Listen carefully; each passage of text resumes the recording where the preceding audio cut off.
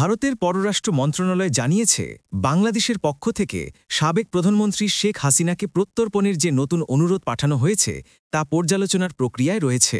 বুধবার নিয়মিত সংবাদ ব্রিফিংয়ে মন্ত্রণালয়ের মুখপত্র রণধীর জয়সওয়াল এ তথ্য নিশ্চিত করেন।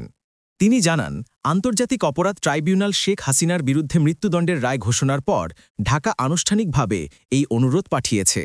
জয়সওয়ালের ভাষায়, বাংলাদেশের অনুরোধটি গ্রহণ করা হয়েছে এবং তা নিয়ে প্রয়োজনীয় পর্যালোচনা চলছে।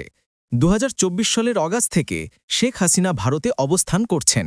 তার আগে গত বছরের জুলাইয়ে ছাত্র জনতার নেতৃত্বে তীব্র গণ আন্দোলনের মুখে দেশ ত্যাগ করে ভারতে আশ্রয় নেন তিনি।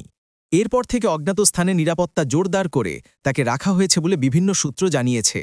বাংলাদেশ সরকার ইতিমধ্যে 2 দফায় তাকে ফেরত পাঠানোর বিষয়ে চিঠি দিলেও এবারই প্রথম দিল্লি আনুষ্ঠানিকভাবে অনুরোধ পাওয়ার কথা স্বীকার করল।